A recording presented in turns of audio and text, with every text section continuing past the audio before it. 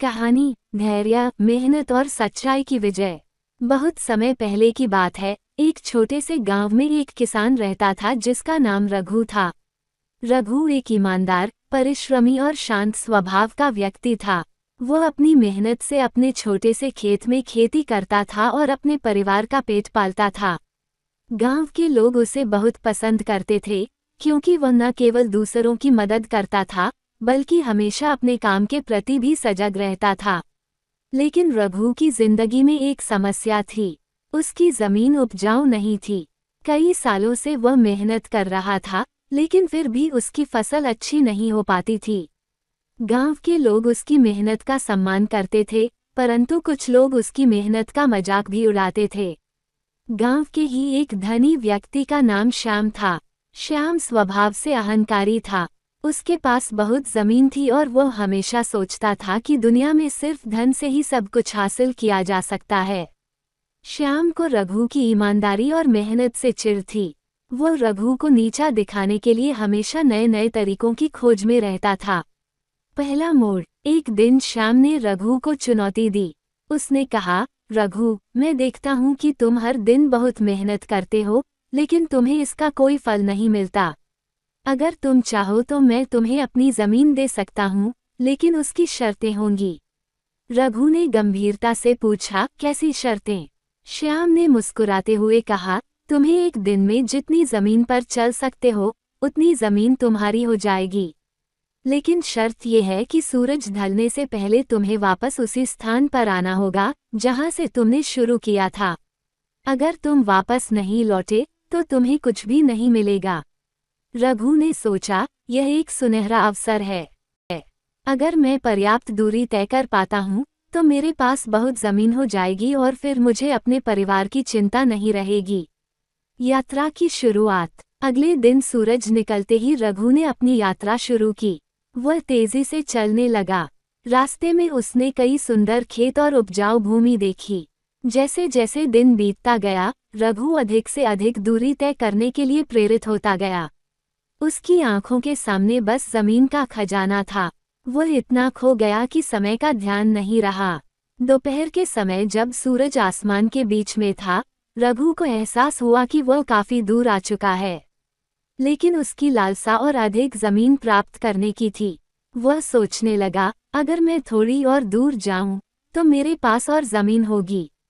दूसरा मोड़। दोपहर के बाद सूरज धीरे धीरे ढलने लगा। रघु को याद आया कि उसे वापस भी जाना है।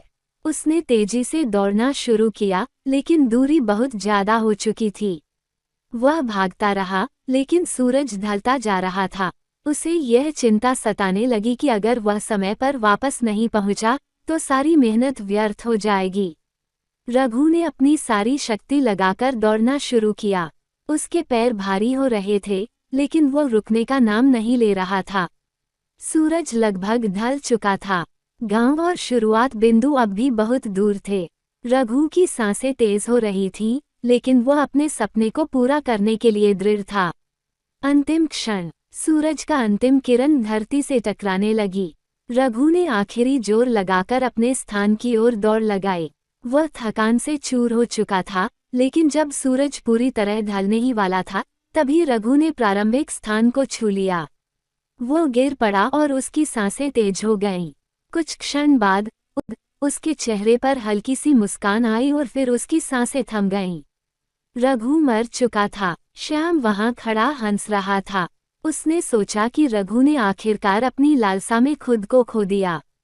श्याम ने अपनी जीत मानी और वहां से चला गया। शिक्षा। रघु की कहानी हमें ये सिखाती है कि जीवन में धन और भौतिक सुखों की लालसा में हम अपने सबसे मूल्यवान चीजों को खो देते हैं, जैसे समय, शांति और हमारा स्वास्थ्य। हमें ये समझना चाहिए कि लालच का अंत हमेशा बुरा होता है। धैर्य, संतोष और सच्चाई का मार्ग ही सबसे अच्छा मार्ग है। समाप्त। # तारांकन कहानी, सच्चाई और ईमानदारी की ताकत। तारांकन। कई वर्षों पहले एक छोटे से राज्य में एक राजा शासन करता था जिसका नाम विक्रम सिंह था। वह बहुत ही न्यायप्रिय और बुद्धिमान राजा था। उसके राज्य में प्रजा सुखी और संपन्न थी, लेकिन राजा को एक चिंता सता रही थी, उसकी कोई संतान नहीं थी जो उसके बाद राज्य का उत्तराधिकारी बने। राजा विक्रम सिंह वृद्ध हो चुके थे और उन्हें चिंता थी कि उनके बाद राज्य का क्या होगा। राजा ने कई उपाय किए, लेकिन संतान प्राप्ति का कोई उपाय सफल नहीं हुआ। आखिरकार उन्होंने एक निर्णय लिया, वह राज्य का उत्तराधिकारी अपने राज्य के किसी योग्य व्यक्ति को बनाएंगे। इसके लिए उन्होंने एक योजना बनाई।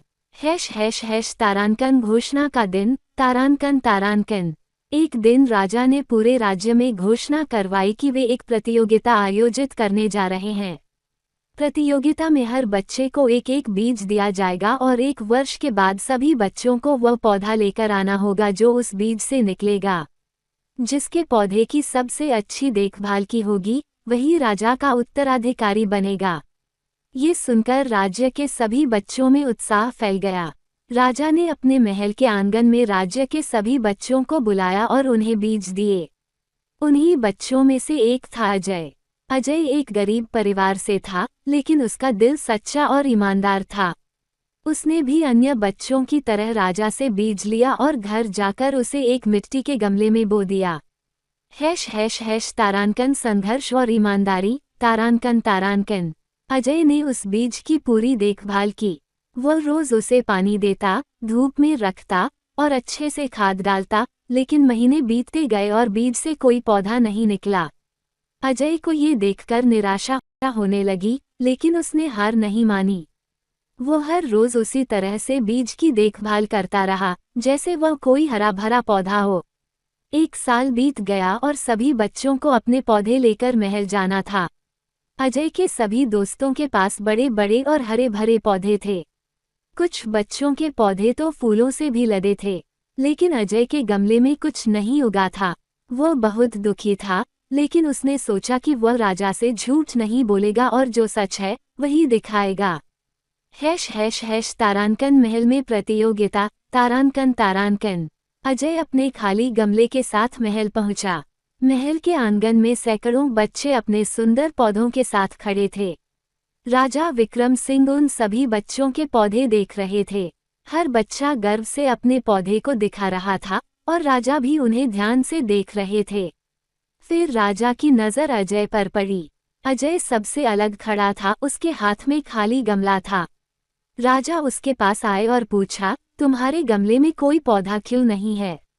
अजय ने सिर झुकाकर उत्तर दिया, महाराज, मैंने आपके दिए हुए बीज को बोया और उसकी पूरी देखभाल की, लेकिन उसमें से कुछ भी नहीं उगा।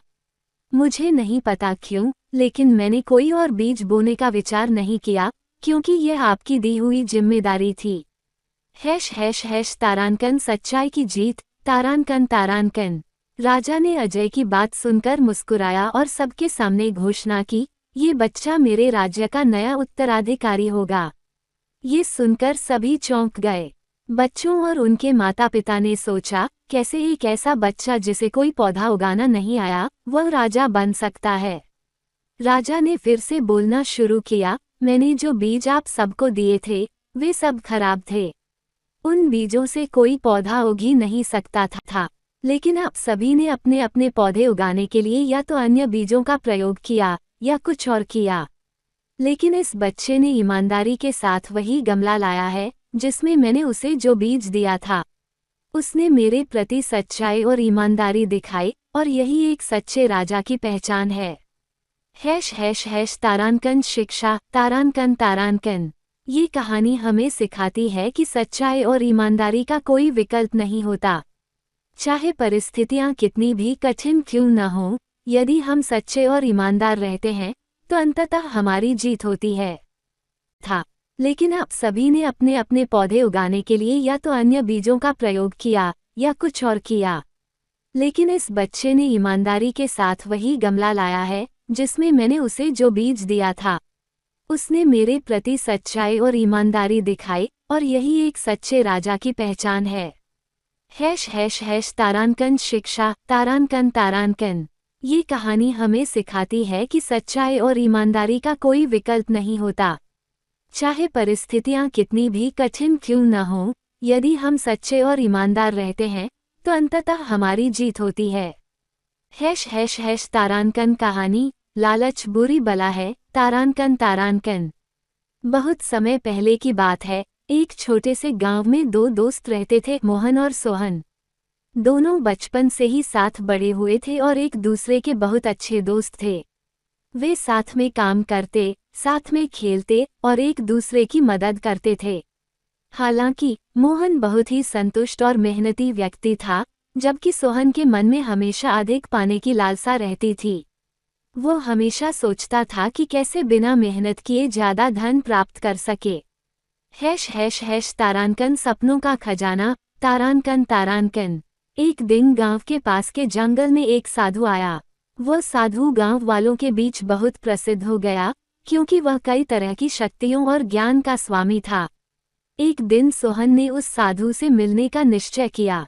वह साधु के पास गया और उनसे पूछा, महात्मा जी, मैं बहुत गरीब हूँ। मुझे कोई ऐसा उपाय बताइए जिससे मैं जल्दी से अमीर बन जाऊं।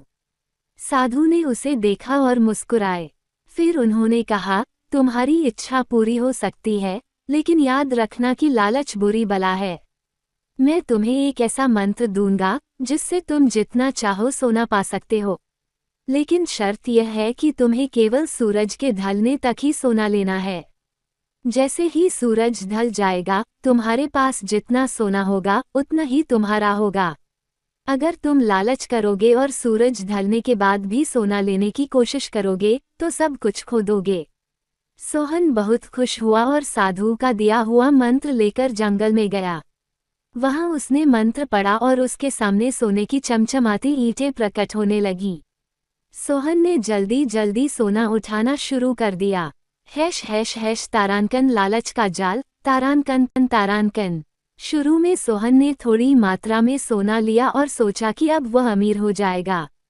लेकिन जब उसने देखा कि और भी सोना प्रकट हो रहा है, तो उसके मन में लालच आ गया। उसने सोचा, अगर मैं थोड़ी और देर रुककर और सोना ले लूं, तो मैं और भी ज्यादा अमीर हो जाऊंगा।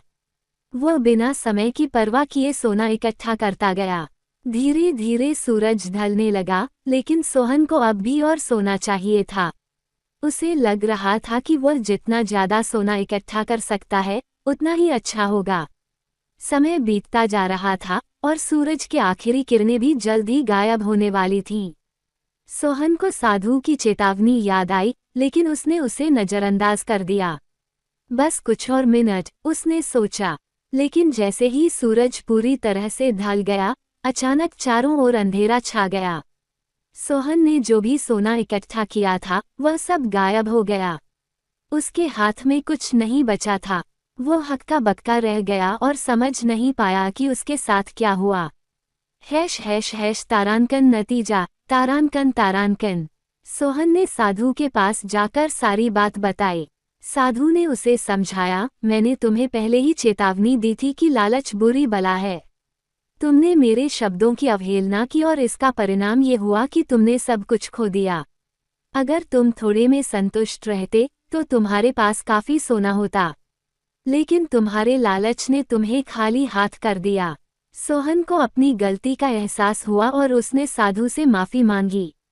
उसने वादा किया कि अब वह लालच नहीं करेगा और मेहनत से अपने जीवन को सुधारेगा।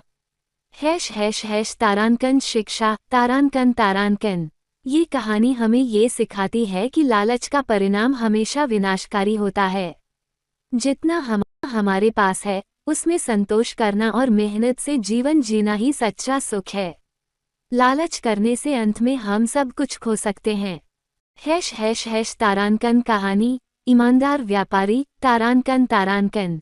बहुत समय पहले की बात है, एक छोटे से शहर में एक व्यापारी रहता था जिसका नाम था राजू।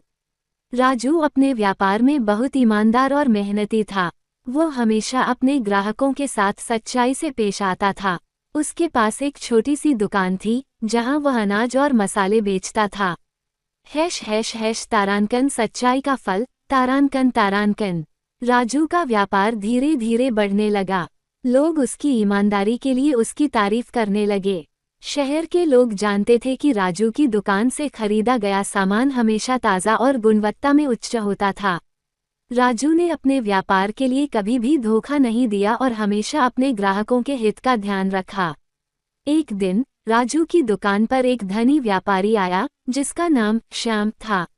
श्याम ने राजू से कहा, मुझे कुछ अनाज चाहिए, लेकिन मैं जानता हूँ कि तुम्हारी दुकान से खरीदना महंगा है। मैं तुम्हें कुछ पैसे दूंगा और तुम मुझे कुछ खराब अनाज दे दो। राजू ने श्याम की बात सुनकर कहा, मैं ऐसा नहीं कर सकता। मैं अपने ग्राहकों के साथ धोखा नहीं कर सकता।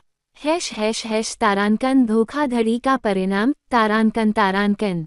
श्याम ने सोचा, मैं राजू की ईमानदारी को तोड़ दूंगा। उसने राजू को पैसे देने की बजाय उसे धमकी दी कि अगर उसने उसकी बात नहीं मानी तो वह उसकी दुकान को बर्बाद कर देगा। राजू ने डरने के बजाय साहस दिखाया और कहा, मैं सच्चाई का साथ दूंगा, चाहे जो भी हो। अगर तुम मेरे साथ धोखा करोगे तो तुम्हारा ही नुकसान होगा।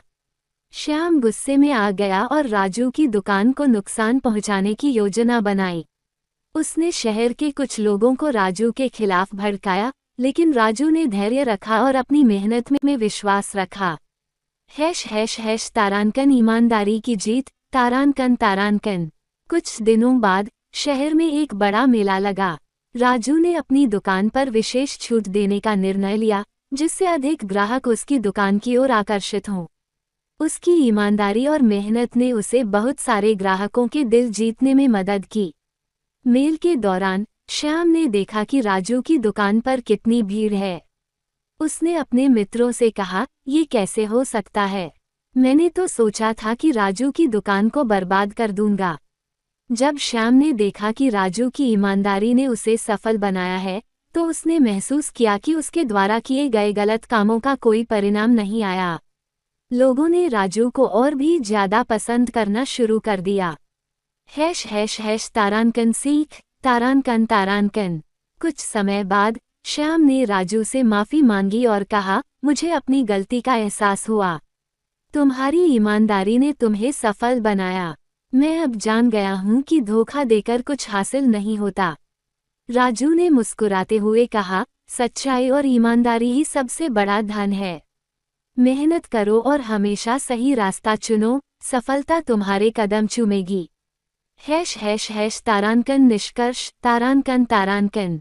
ये कहानी हमें ये सिखाती है कि ईमानदारी और मेहनत से हमेशा सफलता मिलती है। किसी भी स्थिति में सच्चाई का साथ देना चाहिए, क्योंकि अंत में सच्चाई की जीत होती है। हेलो गाइस, अगर आपको हमारा वीडियो अच्छा लगा तो लाइक, कमेंट एंड सब्सक्राइब कीजिए एंड हमारे चैनल को थोड़ा सा सपोर्ट कीजिए। आपका एक लाइक मुझे हर दिन मोटिवेट करता है वीडियो बनाने के लिए।